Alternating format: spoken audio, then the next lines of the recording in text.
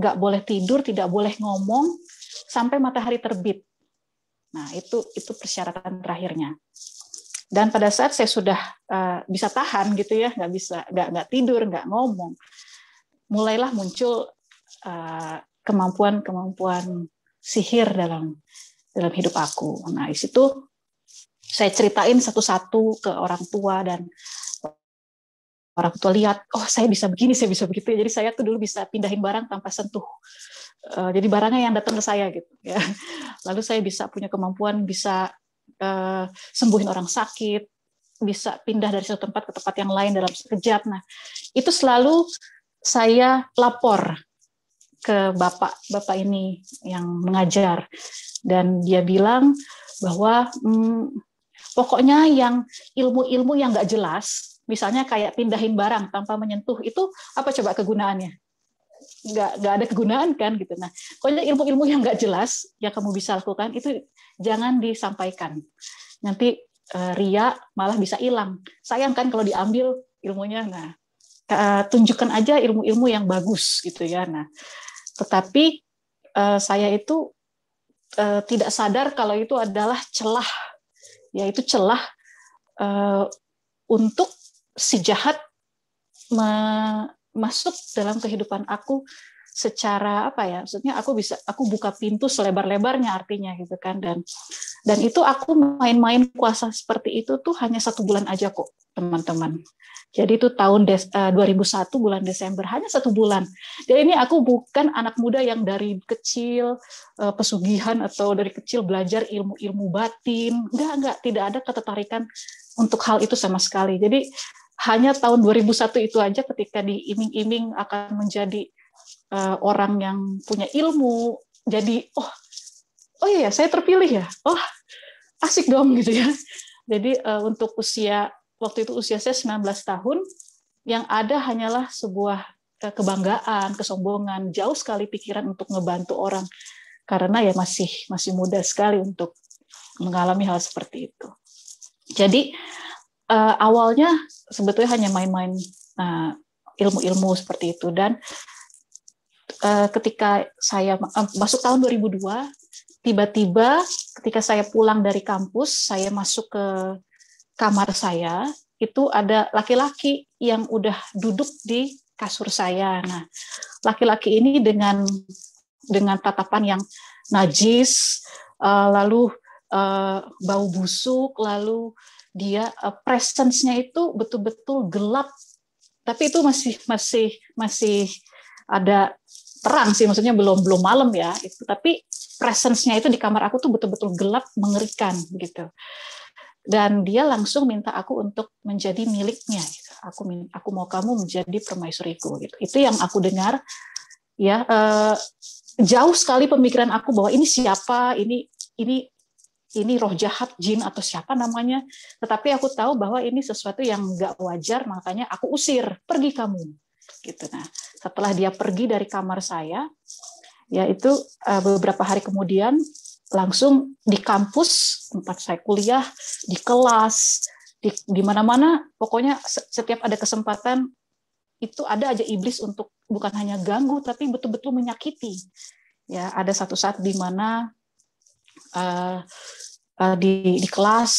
Nah, ini udah saya ajak ngobrol ya sebetulnya di Instagram, orang yang menyaksikan peristiwa itu, dia lihat di kelas kursi yang saya duduki itu melayang, lalu di badan saya itu muncul tulisan-tulisan. Jadi awalnya itu kayak kebakar, lama-lama udah kering, terus itu berbentuk tulisan Satan. Nah, pertama kali munculnya di sebelah kiri nih, Satan di sini gitu ya, muncul di bagian tubuh yang lain. Itu pokoknya betul-betul mengerikan. Lalu kena buta, bisu tuli, lumpuh. Ini hal yang sangat di luar apa ya, hal yang tidak wajar gitulah ya, yang sangat mengerikan, yang orang-orang pun juga yang menyaksikannya gitu ya ketakutan gitu. Nah ya, saya bersyukur pada waktu itu ada orang-orang yang mau mendoakan gitu ya, ada orang-orang yang mau memberitahu bagaimana caranya untuk lepas dari hal seperti ini. Dan Saya, keluarga waktu itu mengikuti setiap saran gitu ya, walaupun tidak semudah itu gitu kan ya. Karena saya sudah membuka pintu untuk si iblis untuk menghancurkan hidup aku, jadi tidak semudah itu untuk lepas gitu, karena aku sudah memberikan jalan. Akhirnya prosesnya itu begitu berat, tapi bisa sembuh satu persatu, kayak akhirnya bisa melihat lagi. Saya buta itu 19 hari, lalu saya bisu seminggu, tuli seminggu, lumpuh 3 hari. Jadi dapatnya itu berderetan, gitu ya, buta dulu, bisu, tuli, lumpuh. Nah, tetapi sebetulnya di hati itu masih ragu gitu loh teman-teman ya. Orang-orang juga udah mengajak saya untuk berdoa, dan ya karena saya Kristen kan ya, jadi orang-orang bilang bahwa ayo ini dong minta tolong sama Tuhan Yesus gitu. Nah, tapi di hati nih saya jujur, saya ini masih belum sepenuhnya percaya gitu, karena begitu banyak hal yang mengerikan terjadi, yang waktunya nggak cukup lah untuk saya sampaikan di sini ya gitu. Tapi banyak sekali hal-hal yang mengerikan terjadi di rumah, di kamar mandi, di ini pokoknya, dan itu disaksikan sama banyak orang gitu. Sehingga akhirnya ragu bahwa bisa nggak ya ini aku betul-betul sembuh, betul-betul pulih. Jadi imannya belum kuat pada waktu itu teman-teman. Cuma ya bersyukur ada orang-orang yang terus berjaga-jaga gitu, berdoa, menguatkan aku selalu. Nah, sampai satu waktu aku itu hilang. Ya, jadi hilang betul-betul, satu badan itu hilang. Jadi ketika saya masuk ke kamar mandi, diketuk, tidak ada jawaban karena kok lama banget sih dan udah gak ada suara. Lalu didobrak pintunya, saya udah betul-betul hilang di kamar mandi. Nah, itu saya hilang beberapa kali teman-teman.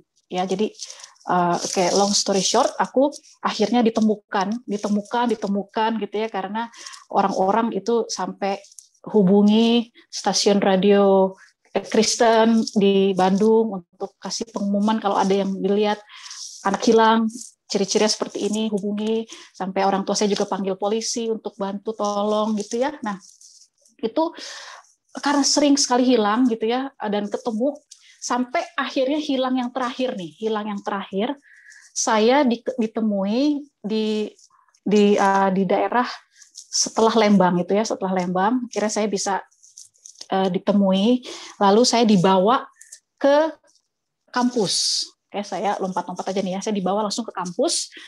Di kampus, disitulah aku ketemu sama Kak Mongol ini ya.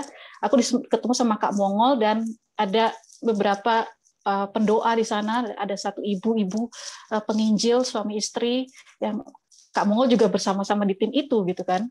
Nah, aku didatangi mereka, dikasih tahu, dan dari mereka lah, dan dari Kak Mongol inilah bahwa mereka suruh aku untuk kasih tahu ciri-ciri laki-laki yang ke kamar kamu waktu itu tuh, pasti ingat nggak kamu ciri-cirinya? Itu tuh dia biang keroknya. Nah, saya kasih tahu nih ciri-cirinya. Ini bau busuk, matanya kayak gini, rupanya seperti ini. Kalau yang saya ingat dulu kayak gini. Lalu dikasih tahu. Nah, itu namanya Lucifer. Nah, aku kaget. Loh, Lucifer? Saya sih belum pernah dengar nama Lucifer ya waktu itu gitu ya. Tapi ngeri gitu. Kok kayak ngeri ya gitu, kayak ini kayak setan gitu ya gitu, dan memang itu ternyata bukan setan biasa gitu. Itu dijelaskan oleh Kak Mongol, dijelaskan oleh ibu penginjil ini, suaminya juga menjelaskan. Ini adalah begini. Saya makin bingung lagi. Loh, kok bisa sejauh ini sih gitu. Aku nggak nyangka gitu. Padahal waktu itu cuma pengen ya main-main aja gitu ya. Tapi kok bisa sampai sejauh ini, bisa sampai separah ini. Dan Lucifer itu siapa? Dan ada yang namanya gereja setan. Sampai masa gitu ya. Kok aku udah bisa sampai ke sana gitu. Nah, itu sesuatu yang saya tidak bisa pahami dan betul-betul kaget. Tapi waktu mereka berdoa untuk aku, ya itu hal-hal aneh terjadi, kayak saya mental-mental gitu ya. Itu terjadi sampai bebak belur muka saya sampai luka-luka. Nah, di tengah-tengah berdoa itu keluarga saya datang. Nah, pada waktu keluarga saya datang untuk jemput, ya, saya kan duduk di belakang nih sama mama saya. Saya masuk mobil, om saya yang nyetir, papa duduk di sebelahnya. Nah, dalam perjalanan menuju ke kantor mama saya, karena itu siang ya, itu siang, mama kembali lagi ke kantor bekerja. Perjalanan menuju ke rumah dilanjutkan. Dan di tengah-tengah perjalanan, situlah papa saya tanya, mau makan tidak? Ya ini kan saya bisa ceritakan karena setelah udah lewat gitu ya. Papa saya ternyata tanya, mau makan tidak? Saya tidak jawab sampai 3 kali. Papa lihat ke belakang, saya udah hilang nih. Saya sudah hilang di bangku belakang mobil. Dan disitulah saya tiba-tiba saya muncul, saya lagi duduk begini, ya, dan ini saya dikelilingi oleh orang-orang. Ya, orang-orang berdiri. Lalu mereka bersenandung nih, lagunya ya bersenandungnya nadanya serem gitu ya buat saya ya. Lalu mereka panggil-panggil saya ratu gitu. Saya itu peristiwa ini semuanya cepat ya terjadinya ya teman-teman gitu. Ini kan karena saya ceritain jadi kayak lama gitu. Tapi waktu itu cepat-cepat gitu, lalu ada pintu di depan saya itu terbuka, ada laki-laki dengan rupa laki-laki yang bau gitu. Dan mereka semua kasih jalan nih ke laki-laki ini. Dan laki-laki ini bilang, hari ini juga kamu akan kujadikan permaisuriku. Dan saya langsung dibawa ke sebuah ruangan oleh dia, diangkat gitu ya, ditaruh di sininya. Dan saya lihat ada peristiwa yang mengerikan sekali. Situ ada mereka minum darah, mereka berhubungan badan, bergantian satu sama lain. Pokoknya sangat mengerikan. Saya gemeteran, saya udah yang aduh habislah aku ini, aku nggak tahu ini apa, kayak udah mau gila rasanya gitu ya. Lalu si laki-laki itu ambil wajah saya begini dan tepat di depan saya yang mukanya tadinya rupanya seperti pria, laki-laki gitu ya, manusia maksudnya, berubah jadi monster. Di depan saya dia langsung berubah jadi monster, saya langsung diangkat sama dia, taruh di altar. Nah, pada saat saya di altar itu, saya dibuka kancing kemejanya nih satu-satu sama dia. Tapi pada saat dia buka kancing kemeja ini, situlah saya mendengar orang-orang yang berdoa. Pokoknya tiba-tiba ingat ada orang yang berdoa, bilang, panggil nama Tuhan saya gitu kan, panggil Yesus. Gitu. Lalu saya teriak dong, saya bilang, Yesus tolong aku, walaupun aku lupa sama engkau, tapi engkau nggak pernah lupa sama aku. Gitu. Dan pada saat itu teman-teman, saya langsung hilang sekejap. Tiba-tiba saya sadar ada di satu daerah di Bandung ya, saya lagi duduk senderan gini. Dan pada saat saya di jalanan itu, saya kan kaget ya ngelihat ke baju saya terbuka nih kancing kemejanya. Artinya peristiwa itu tuh real, itu nyata, itu bukan mimpi saya, bukan, karena kancing kemejanya terbuka gitu. Dan lucunya, peristiwa ini terjadi setelah aku ketemu sama Kak Mongol itu. Sebelumnya nggak pernah gitu kan. Sebelumnya cuma diganggu-ganggu, dihilang-hilangin, ditaruh di mana. Jadi bahan mainannya iblis gitu. Tapi setelah ketemu sama Kak Mongol dan tim doanya ini, baru kejadian itu. Saya tiba-tiba ada dalam sebuah rumah itu yang saya melihat aliran ini, gereja setan ini. Ya setelah saya udah ada di daerah situ di Bandung, saya langsung teriak, Tuhan, kemana saya harus pergi? Itulah saya pertama kali dengar Tuhan bicara bahwa pergilah ke salah satu gereja di Jalan Sudirman gitu di Bandung. Dan pada saat saya ikutin aja, udah saya pergi sampai ke gereja, disitulah saya mengalami pemulihan kemerdekaan yang sepenuhnya di gereja itu, di mana saya dipulihkan langsung sama Tuhan, saya disembuhkan langsung sama Tuhan. Jadi ini adalah peristiwa yang sungguh memberikan pelajaran untuk aku dan keluarga supaya kita hidup ini udah deh deket aja sama Tuhan, nggak usah sama yang lain-lain, cuma deket sama Tuhan gitu ya.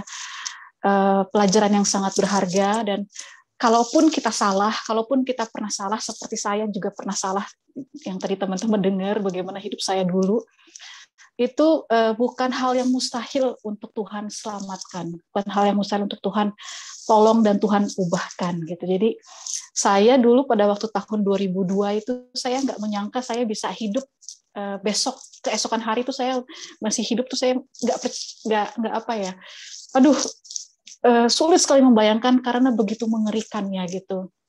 Nah, makanya bisa ada di tahun ini gitu sampai sekarang ya, semuanya karena pertolongan Tuhan. Gimana Tuhan mau kasih tahu bahwa ya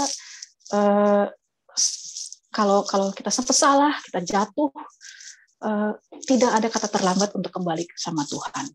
Begitu sih. Jadi sebetulnya ceritanya aku ini belum selesai sampai sini, tapi aku mau serahin dulu aja ke Kak Mongol bagaimana kelanjutannya. Jadi intinya bahwa ya seperti yang tadi Kak Mongol cerita bahwa saya ini bukan anggota gereja setan, bukan mantan gereja setan. Jadi pertanyaan-pertanyaan seputar gereja setan saya tidak bisa menjawab gitu. Jadi paling tidak saya orang yang pernah melihat kejadian itu, ya apa yang terjadi di dalamnya mau diambil, tetapi Tuhan keburu selamatkan.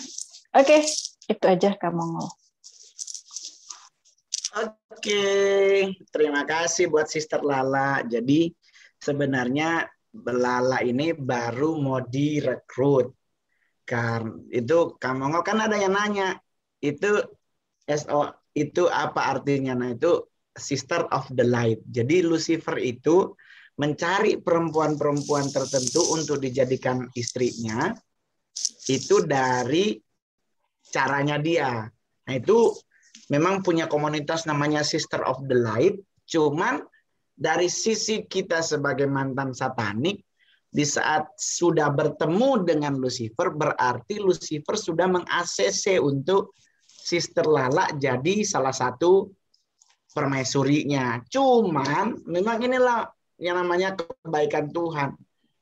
Nggak pernah telat Tuhan menolong. Langsung Tuhan rekrut dan Tuhan selamatkan. Jadi saya masih ingat banget dulu kita ngejar Lala di mobil hilang, di mall, di toilet, tahu-tahu udah di Ciwidey. Jadi saat itu kita jadi kayak itu, dan waktu itu para pendoa nanya, Mongol itu naon bisa hilang di toilet, mamanya di luar nungguin di pintu. Ya, itu kenapa bisa hilang? Nah, ini balik lagi kepada kita, pemahaman kita bahwa dalam dunia satanik tuh ada yang namanya teleport. Nah, itu bisa berpindah dari satu tempat ke tempat yang lain. Berarti setidaknya Lala sudah mendapatkan gift dari El, cuman dia mungkin malamnya mau dilantik, malam itu juga diselamatkan. Jadi otomatis kalau dari sisi Lala menyatakan bahwa belum, iya. Karena memang tidak terjadi apa yang perlu terjadi. Tetapi yang kita ingat adalah penyelamatan itu juga penyelamatan yang sangat dramatis, karena setelah penyelamatan itu terjadi, besoknya juga diganggu dan tetap tidak ganggu, tetapi kita tetap nge-backup. Saya juga ikut bareng-bareng dengan para pendoa, dan akhirnya sampai sekarang Sister Lala sudah hidup dalam kerohanian yang luar biasa. Jadi buat teman-teman semuanya, ini adalah fase yang paling berat buat kami para satanik yang mungkin, apalagi saya dengan Angki, Lala ini kan baru mau direkrut, tapi udah keburu selamat. Jadi kalau apa bahasanya tuh benar-benar hoki banget. Belum, kalau teman-teman yang lain kayak di lain yang di buku bebas dari cengkraman iblisnya Ibu Rebecca Brown, kalau dia memang sudah ditabiskan tetapi diselamatkan oleh Ibu Rebecca dengan beberapa tim, baru di Vessel of Glory juga. Atau Sister Rina nih, temannya Brother Angki, juga sama, diselamatkan di waktu yang memang luar biasa, nggak pernah kita bayangkan, tetapi itu yang Tuhan buat gitu. Sama kayak Mongol, saya jujur aja sombong, karena di satanik saya punya pengawal pribadi, kasarnya punya siapa, punya Agares dengan 35-40 legionnya. Jadi otomatis sombong. Di saat kesombongan itu merajai hidup Mongol, jadi saya nggak, semua pendeta mah udah gua gampang lah, udah gua hantem gitu. Nah, kita nggak tahu bahwa ada pendeta tamu dari Jakarta yang ternyata dia ada di mall, yang mau datang. Nggak ada didoain, nggak ada, langsung tumbang, pak. Nah, itu adalah momen pertama saya menjadi seperti sekarang.